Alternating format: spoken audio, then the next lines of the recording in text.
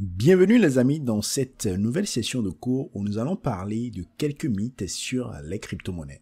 Alors, si vous vous êtes intéressé au monde des crypto-monnaies, vous avez déjà peut-être lu sur Internet que les crypto-monnaies sont très bons en fait pour les criminels uniquement, que les crypto-monnaies en fait que toutes les crypto-monnaies permettent de faire des transactions anonymes et que pour investir par exemple sur les crypto-monnaies, il faut être un as en investissement boursier. Donc tout en fait, ces 3 points que je viens de citer sont tout simplement des mythes. Et dans cette session de cours, je tiens à rendre cela vraiment clair pour tout le monde afin que vous puissiez vraiment comprendre chaque point et que vous-même vous puissiez vous faire votre propre avis par rapport à la chose.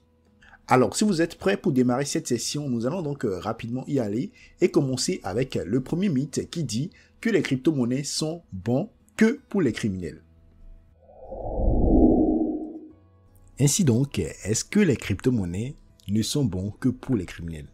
Parlons-en un tout petit peu. Alors, aujourd'hui, c'est très vrai que les criminels utilisent les crypto-monnaies parce que certaines crypto-monnaies revendiquent l'anonymat comme l'un de leurs principales caractéristiques.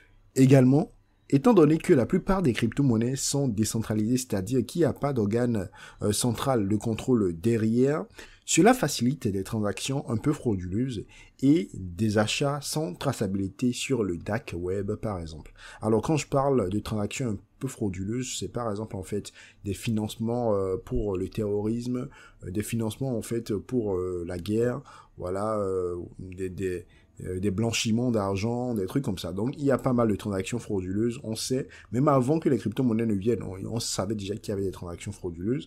Mais aujourd'hui, avec les crypto-monnaies, c'est beaucoup plus facile, en fait, pour certaines personnes de faire ces transactions frauduleuses. Et c'est de là, en fait, que certaines personnes ont commencé par dire que les crypto-monnaies ne sont bons que pour les criminels.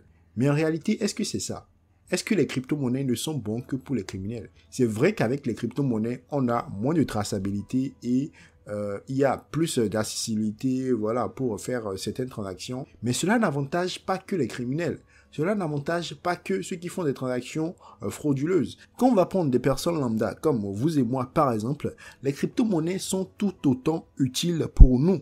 Parce qu'aujourd'hui, grâce aux crypto-monnaies, on peut avoir un contrôle total sur notre patrimoine. On peut en fait envoyer, recevoir, disposer en fait de notre argent à n'importe quel moment, quand on veut et où on veut.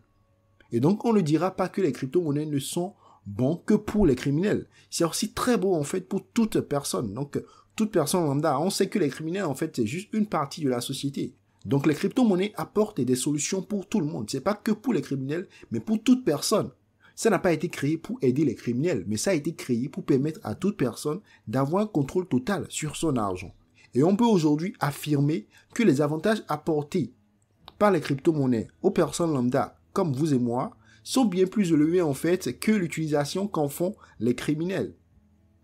Et si on repart un peu en arrière, avant même la création des crypto-monnaies, on savait déjà que les transactions frauduleuses se font. Les blanchiments en fait d'argent se faisaient déjà. Les financements du terrorisme se faisaient déjà. Donc on ne dira pas que c'est les crypto-monnaies qui sont venues et qui ont favorisé ça. Ça existait bien avant les crypto-monnaies. Donc je pense personnellement que ceux qui affirment que les crypto-monnaies ne sont bons que pour les criminels, ce sont des personnes qui soit ne comprennent rien du tout de la chose ou qui ont peur du changement tout simplement. Ils ont peur de la révolution que les crypto-monnaies vont apporter. Ils essaient en fait de parler négativement de la chose pour que les gens puissent avoir peur, pour que les gens ne puissent pas adopter. Alors qu'aujourd'hui, ils ont dit pendant plusieurs années, mais on voit que les gens adoptent de plus en plus les crypto-monnaies et ça va forcément à long terme en fait apporter un plus à la communauté. Ça apporte déjà un plus. Et ça va encore apporter plein de choses. Parce que chaque jour, il y a de nouvelles choses qui sortent. Il y a de nouvelles solutions qui sont apportées. Et c'est vraiment un truc magnifique. Donc, par rapport à ce mythe où on dit que les crypto-monnaies ne sont bons que pour les criminels, je pense personnellement, et vous aussi, je pense que vous le voyez déjà, que c'est du pipeau. Personnellement, c'est du pipeau parce que les crypto-monnaies ne sont pas bons que pour les criminels. Les crypto-monnaies sont bons pour tout le monde. Tout le monde peut exploiter les crypto-monnaies. Maintenant, l'utilisation qu'une personne en fait n'engage que cette personne. Si vous et moi, nous sommes venus au crypto, c'est pas pour peut-être faire des transactions frauduleuses, mais pour en fait avoir un contrôle total sur nos avoirs et également faire des investissements afin de faire croître notre capital dans le temps, afin de contrer un peu l'inflation qui en fait pèse sur nos monnaies fiduciaires actuelles. J'espère que vous avez compris cela. Donc, mythe numéro 1, si vous voyez ça quelque part, je pense que vous avez les arguments nécessaires pour dire à cette personne pourquoi cette personne n'a pas raison en affirmant cela tout simplement. Nous allons maintenant passer au mythe numéro 2, où on entend dire en fait que les transactions anonymes sont possibles en utilisant toutes les crypto-monnaies. Vous le savez déjà sans doute, c'est du faux. Je vais vous expliquer cela tout de suite.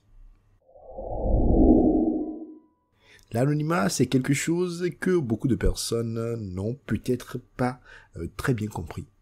Et j'espère vraiment qu'après avoir suivi cette vidéo éducative, vous allez vraiment comprendre de quoi il s'agit.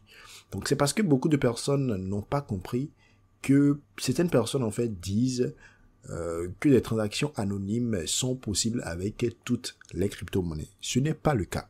En effet, plusieurs personnes assimilent le Bitcoin. Donc quand on dit Bitcoin, directement en fait, on pense à l'anonymat. Mais ça n'a jamais été le cas. En effet, quand on va prendre les crypto-monnaies comme le Bitcoin et la plupart des autres crypto-monnaies, toutes les transactions qu'on effectuera avec ces cryptos sont simplement faites sur une blockchain publique. Donc, on a la blockchain Bitcoin, la blockchain Ethereum et bien d'autres.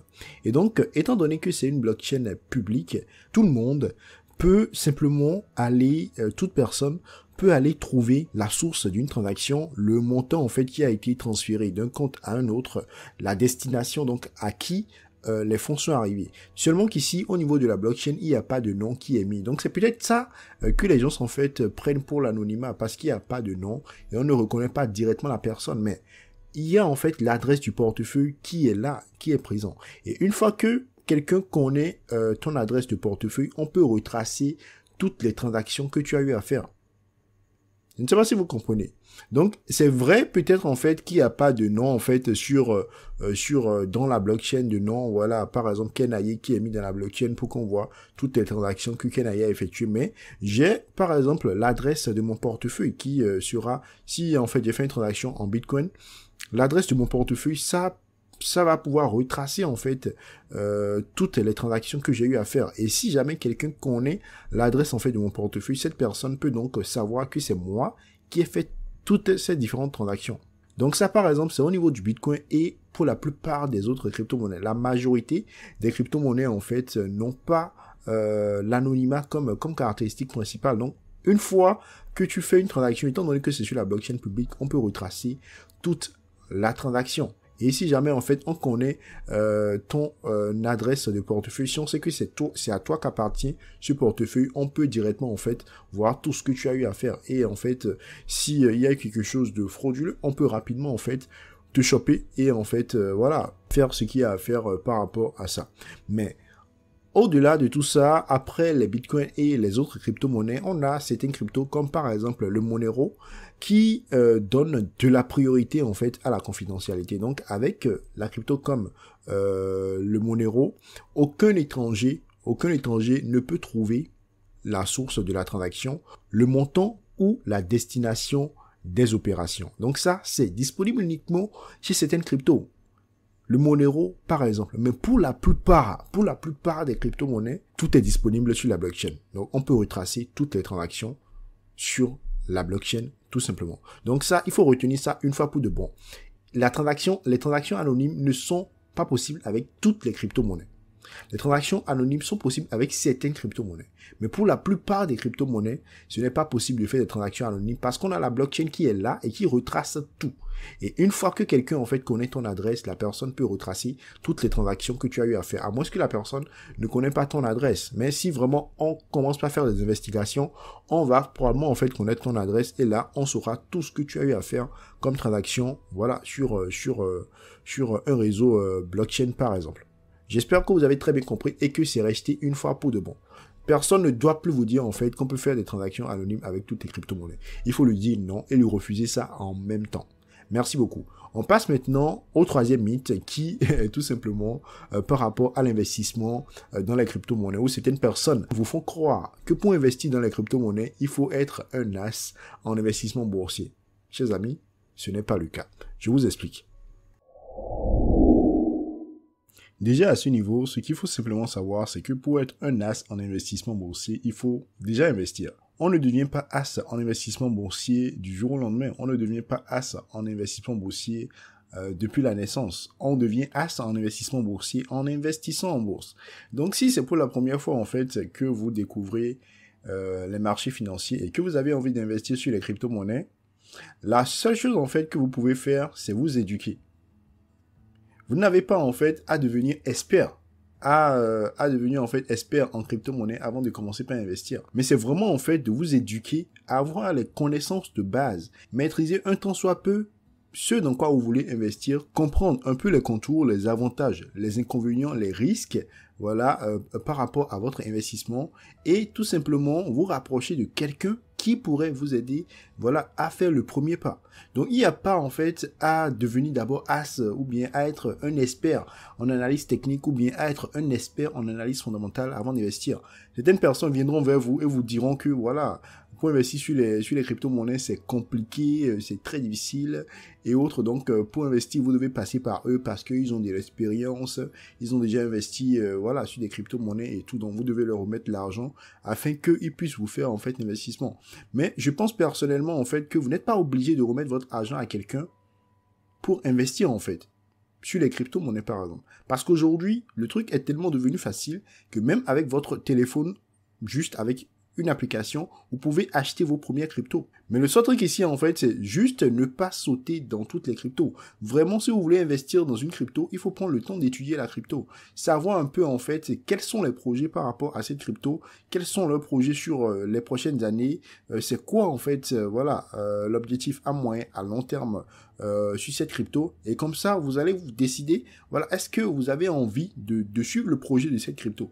Si le projet vous convient, vous allez simplement investir sur la crypto parce que vous dites que cette crypto va prendre de la valeur. Mais c'est pas parce que quelqu'un a dit qu'une crypto va peut-être prendre de la valeur que vous-même vous irez investir.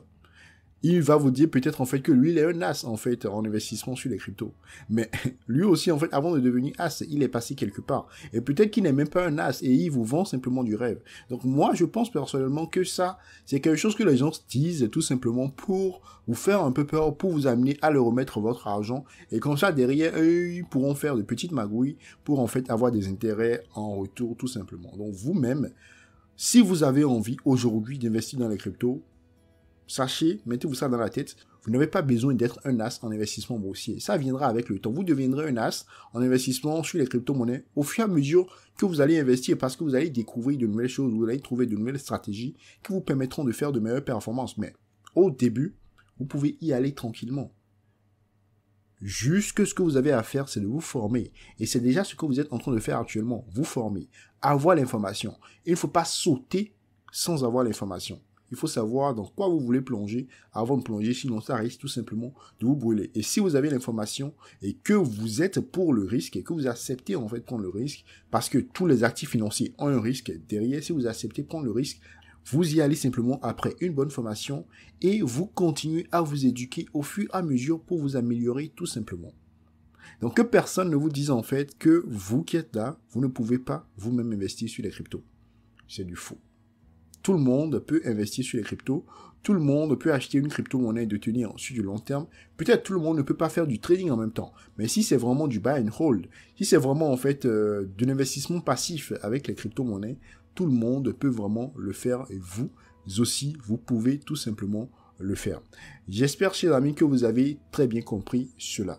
Voilà donc les 3 mythes que j'ai voulu vous présenter aujourd'hui. Il y en a plein. Il y en a plein sur les cryptos, mais j'ai choisi 3 à vous présenter aujourd'hui. J'espère que vous avez compris. J'espère que vous voyez maintenant un peu plus clair dans tout ceci. Si vous avez compris, c'est vraiment magnifique. Ça me fait vraiment plaisir. Et on se donnera donc rendez-vous à la prochaine session pour continuer notre apprentissage sur les cryptos. Si jusque-là, vous avez des difficultés, si vous ne comprenez pas quelque chose, s'il vous plaît, posez des questions afin de recevoir beaucoup plus d'explications. Laissez en fait un commentaire ou posez directement une question dans la communauté et là, vous allez recevoir en fait des explications par rapport à ce que vous avez compris. Merci beaucoup à vous encore une fois et on se dit à très vite.